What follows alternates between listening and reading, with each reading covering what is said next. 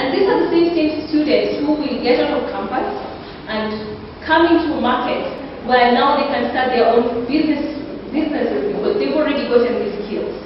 And that is what we want them to have. Independence is something that we lack. Yeah, I was told I have a problem with generalizing. So it is a problem that I have identified as a person. And that is why we're trying to come over and see what you can do about it. I started an organization called Gambit. Gambit Limited is something that basically does business consultancy for young people. And what we do is we equip them with skills. As he asked about intellectual property, we find that there are people who have these good skills. Some of them are not just even to do with computers. There are those who can do very nice maths. Have you seen these maths that are being sold all over? Yes. There are people who are making these maths. To get the raw materials for this math, it costs less than 100 shillings.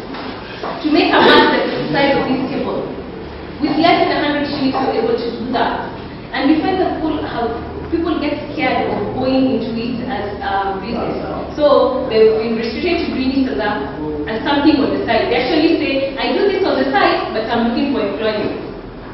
So you're doing this on the side and looking for employment, yet you can actually do that thing which is a talent and a hobby and make money out of it. So we're really encouraging people to take their talent, the few talents you've been given by God. Whether it's the talent of talking to people, I make fun, I tell people I make money out of talking to people.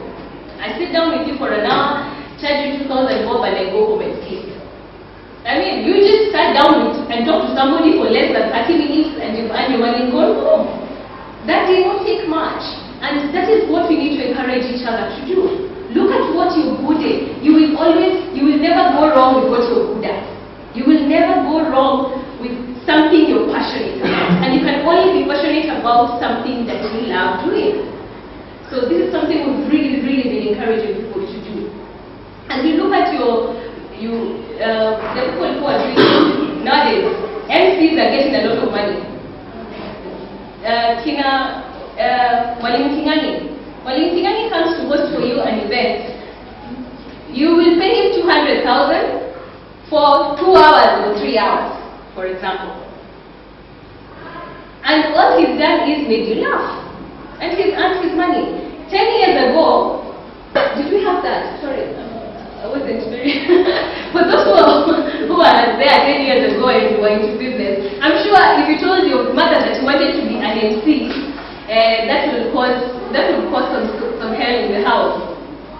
When I left, I used to work for Standard Chartered Bank.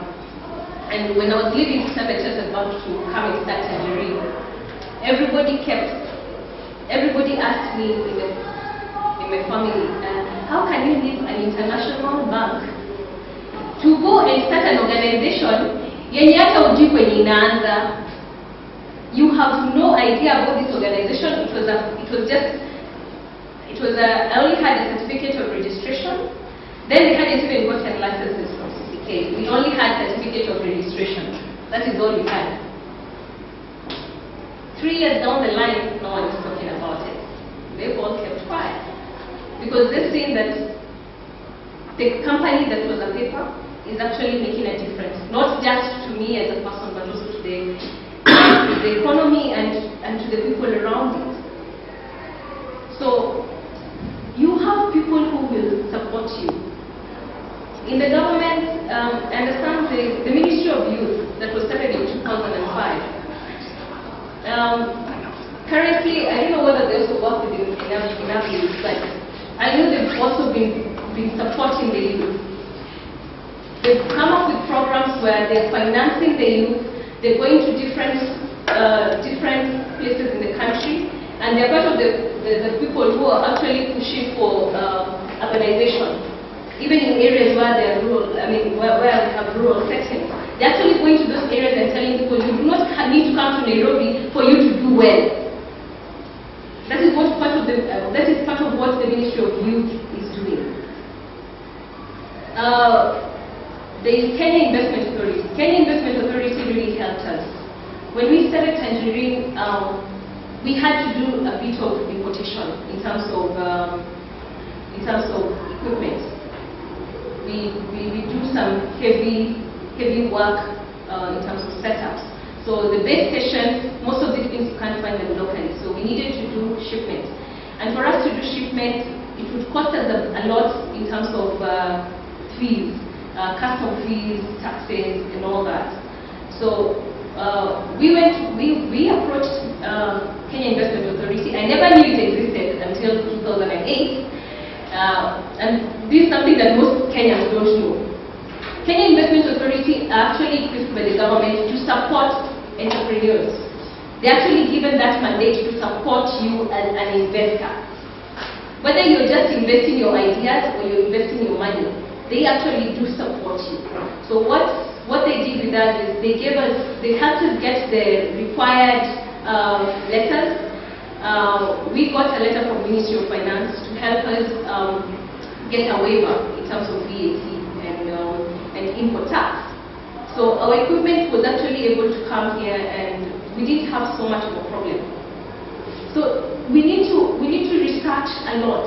When you're starting an organization, or a business, it's very, very important for you to go into research. Find out everything you can about what you want to do. Apart from just dreaming, it is important for you to wake up and do something about that dream. So I've just slept today and dreamt how I want to start doing real estate.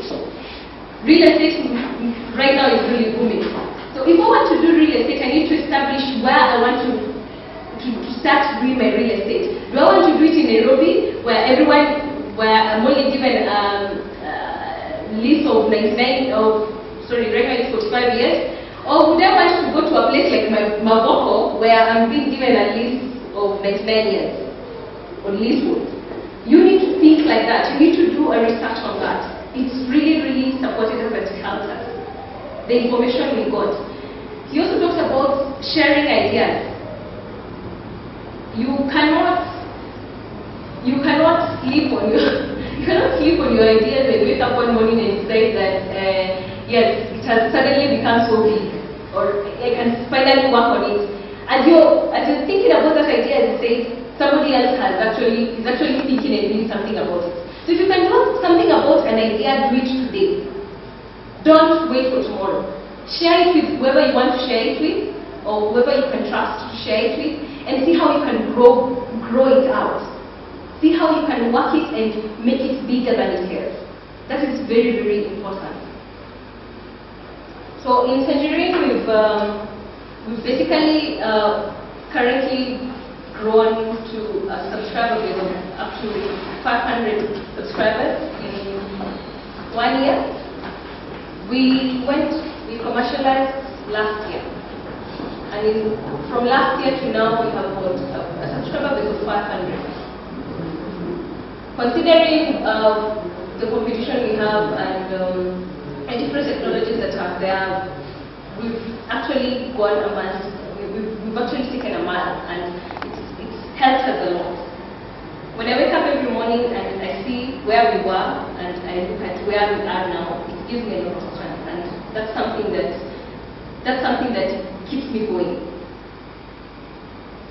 So if you want to, I think I'll just give you the URL to our website. It's www.tangerine.co.ke.